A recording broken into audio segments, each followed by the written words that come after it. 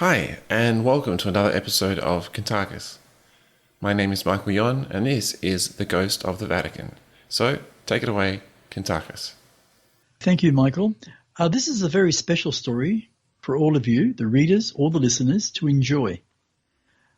The following story is true, told to me by a ghost named Mr. Giovanni Battista, who to this present day roams the Vatican in Rome. What went on there was not only horrifying, but so disgusting that it's still going on today, in the year 2021. The Vatican holds many ugly secrets that no one wants to talk about. So I ask you, the reader, to open your mind and heart and read without any form of judgment. This spirit wants redemption in forgiving himself for the life he was forced to experience and live. It was pure hell for him at such a young and innocent stage of his physical life. I have also attached two photocopies, or I should say two photos, to show you, one without the spirit and one taken within seconds, which shows beyond the doubt that Mr. Giovanni Battista hovering above the Vatican floor. I promise you, the reader, that there is no photo trickery. Now, I know at this moment you cannot see the photos, but if you go to my website, which is www.etcconsciousness.com, and if you go to the ghost story, you'll actually see the first one on the left, taken, and there's no shade of a ghost. The second photo, what you'll see very clearly is where that nice shiny light just on the right, and you'll see a spirit sort of being a little bit humble with his shoulders sort of dragged in, but you'll see his arms, his head, and he's all sort of a grey green. So you'll actually, if you went to the website, you'll see those two photos. Okay, now let's just get here for a moment. Please just give me a few moments. Okay, this is what I wrote. The following story of a ghost spirit caught between the third dimensional world of physical matter and the fourth dimensional vibration of spirit world. What makes this very interesting story is it is real. My human daughter and her husband were holidaying in Rome. While there, they visited the Vatican and took several photos of the beautiful interior of the Vatican Church. Little did they know that a spirit ghost who wants to be heard had been imprinted in one of the photos. When they arrived back in Australia, and on viewing all their holiday photos, my son-in-law noticed a strange green figure on one of the photos. He connected his camera to his television and was shocked by what he was seeing. He told my daughter and showed her what he had found. She was very surprised and told him that my dad would be very interested in their photo of a real live spirit ghost with a green energy field all around it. My daughter put it on a USB stick and sent it to me. When I saw it, I realized it was a spirit ghost caught on camera. So I printed it on an A3 and A4 to get a better view. I was amazed how clear you could see this spirit ghost. It wanted to be noticed. Over the next few months, I made contact with several journalists to explain what I had, and I believed it would make a very interesting story for any journalist who, let's say, had an open mind. How wrong I was. No, not one of them wanted to take it on. So I put it on LinkedIn and Facebook. There were lots of comments from people who viewed my Facebook page, which showed me lots of people were interested in the supernatural. So as time passed, my darling created a new website for us. That is why I am writing these pages of information on this spirit ghost who wanted to be heard by telling his story of the events of his cursed life. First of all, I need to explain what I do. I have always been able to see to the other side of the veil, meaning seeing through into the fourth dimensional spirit world vibration. Throughout my life as a human being, my deepest passion was to help people to understand their emotions and why their life was the way it is. I discovered a secret within my being about unconditional love and forgiveness of self and others. I have been meditating for over 50 years, as well as teaching simplicity of meditation to thousands of people. Back in 1988, during a meditation, I discovered a secret in how to connect to living consciousness that changed my life as a human being forever.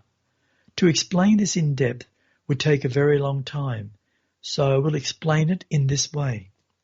All of us as human beings are created from living energy. Some call it the formless substance, which the entire universe is made up from, that being all things in creation's totality. So we each have become formed from this formless substance, and over human history, which is 928,000 years of humanity's evolution on this planet, we each call Earth, or as some would call it, Mother Earth. What I discovered during my meditation was how to communicate with my cellular cells, and we each have a little over 4 quadrillion of them. Science today have a cell count in the human body of around 37.2 trillion. But what they have not fully realized is that a single cell has also many cellular cells that form that one cell, and so on, cells within cells, and the rabbit hole goes very deep.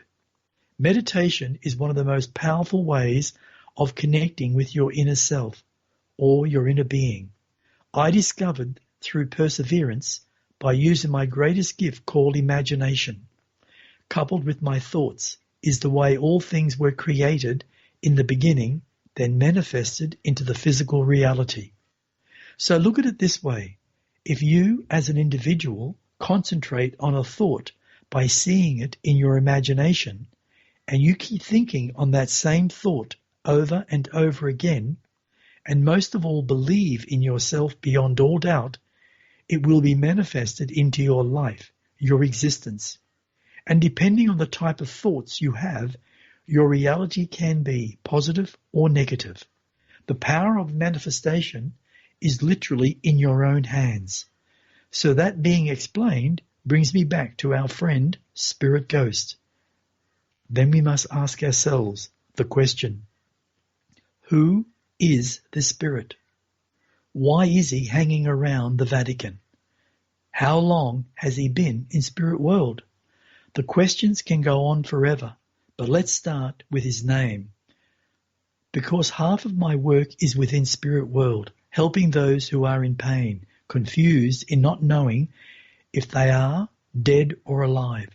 So the following is information directly from his spirit ghost, who seems to be stuck or haunting the Vatican. And we all know that the Vatican has many, many dirty hidden secrets within their walls, and especially the caverns below. Let's go to question 1. Who is this spirit ghost? His name? Giovanni Battista. Question 2. Why is he hanging around the Vatican?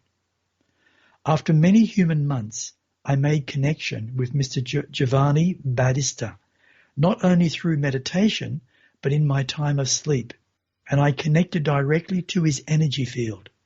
He told me he died in March 1841 by taking his own life, by hanging himself deep under the Vatican Church, which has many secret rooms and tunnels that lead out from the Vatican grounds into other churches throughout the city. He also told me that's where they buried many people over the years, and many were murdered. He explained when he first was permitted to live there, all was good, but over a few years he began to see the terrible things that went on in secret.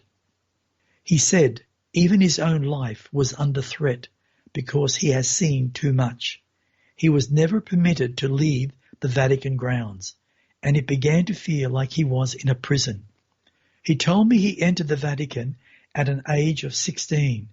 When he was just about to turn 17, he was taken to a room deep under the Vatican and was told he was to be initiated into their group of disciples. He was told to remove his clothes, and he was chained to a table, then raped by the other disciples over the next 3 years.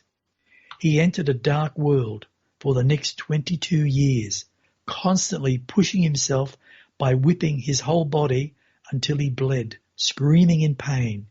He would even go one step further and rub salt into his wounds to make the pain unbearable, passing out many times.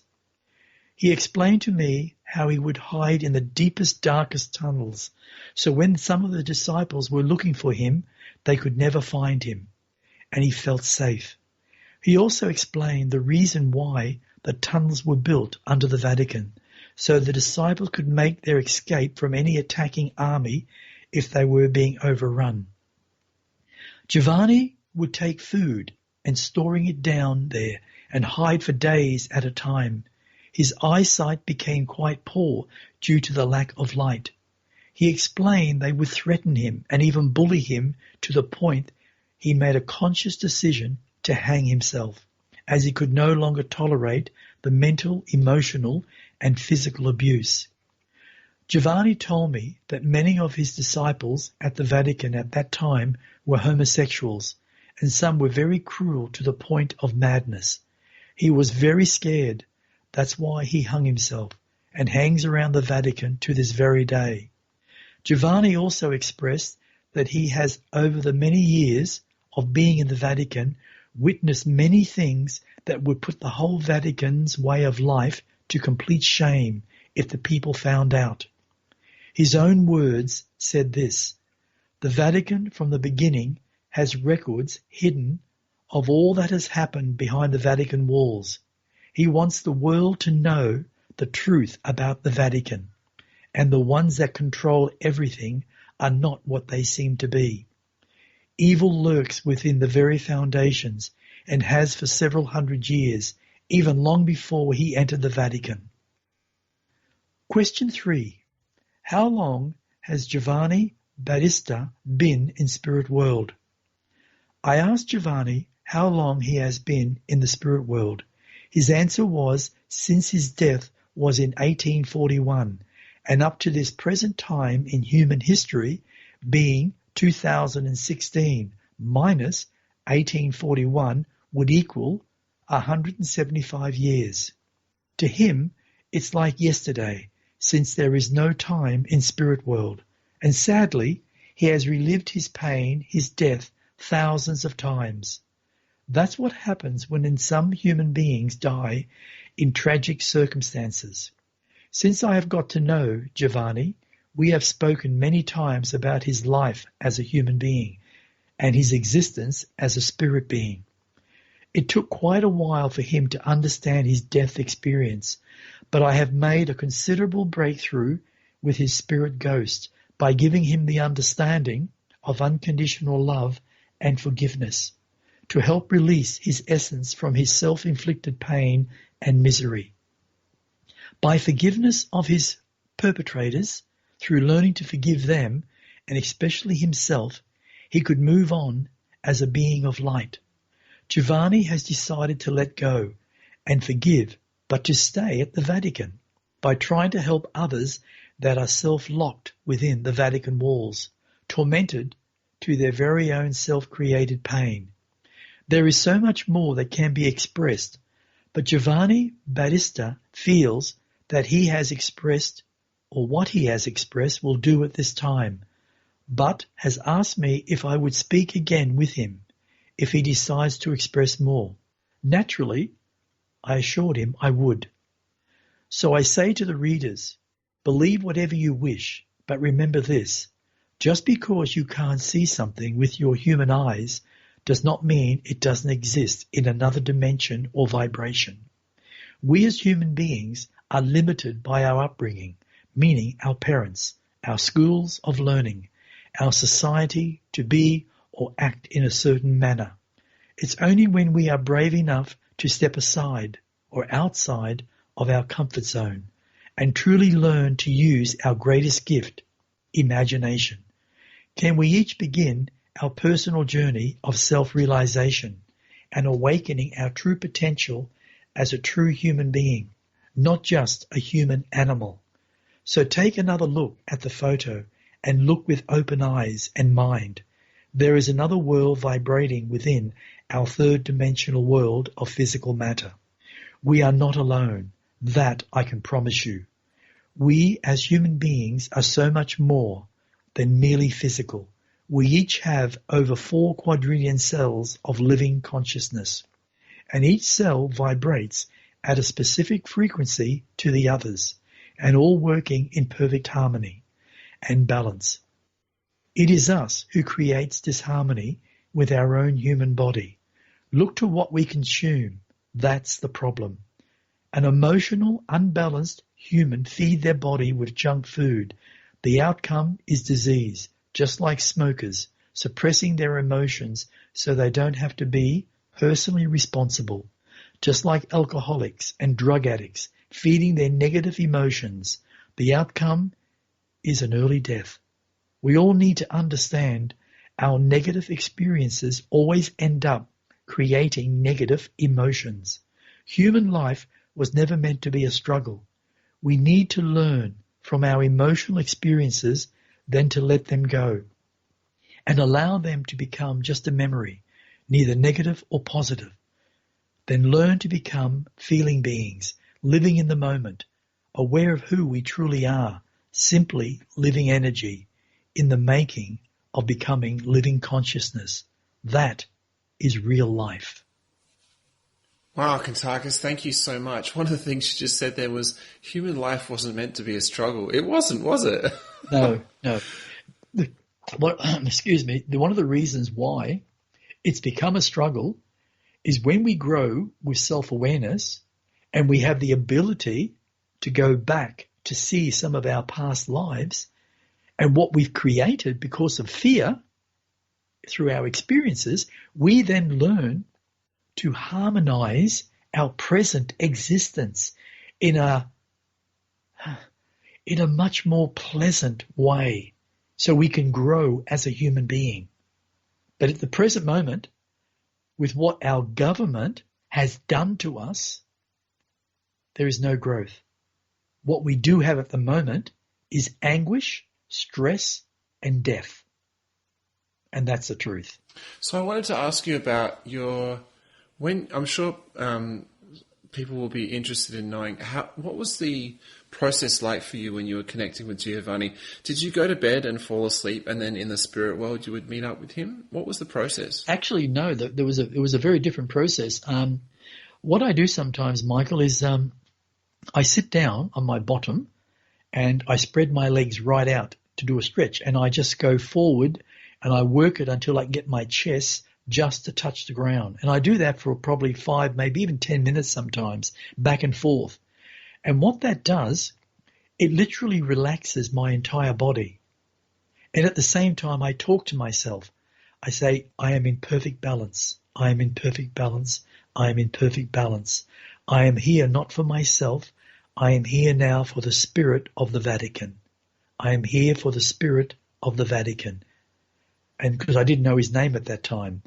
And I go through that process and suddenly it will happen. And as I'm up, I can feel the energies totally changing. And I can feel myself becoming heavier and heavier. And suddenly I'm like a feather. It just happens. And I'm out of my body and I'm back in time. I've gone back to time, to where his life is so he could show me everything. And when I looked at him, what I saw originally was him hanging. That's what he showed me. That was his first thing he showed. I said, great. That's him. This is the spirit that I'm supposed to get in contact with. And he opens his eyes and looks at me. He said, I wanted you to see all of it. And then he just literally floats down and the rope disappears. And I asked him, may I ask what your name is? And he told me. And that's how it begins. But it's many different circumstances, Michael. It all can be different with every single spirit you come across. I've seen some where I'm literally walking down a road and I'm asking myself, why am I doing this? And I look over and I see this person drowning. And I walk over to the edge of the water and I see them, and suddenly they disappear under the water, and before I know it, they're standing behind me, all with water dripping off them. I said, okay, that's an interesting way of getting me here. And then we literally go on a bench and we sit down. And sometimes it's in the present. And there's people literally walking past in the physical. And we're sitting on a bench, him dripping with water, and I'm sitting beside him looking at him. And there's these people walking past. And I've had really strange situations where a person's come along to eat their lunch and they've literally sat through me. And I'm looking around, I can see this body and I can see all the organs of the body. Right? All these organs. And I hear all the sounds of their chewing and their digestive system. And then I've got this spirit beside me telling me all about what's happened to them. They committed suicide. They jumped off the bridge. It's really all different. Completely different. Right. Some the same, but mostly different. Yeah. Fascinating. Wow. It is fascinating, actually, Michael. It really is. People don't realize how intricate being in spirit world and seeing how some of these people have passed over. It's actually fascinating. It really is. I guess these days there must not be much that really shocks you. The only thing that really shocks me, Michael, is the part that I'm working on in my book at the moment. I've just eliminated 5.1 million pedophiles. Okay. And I've just freed probably like, say, 15,000 children from all these bunkers.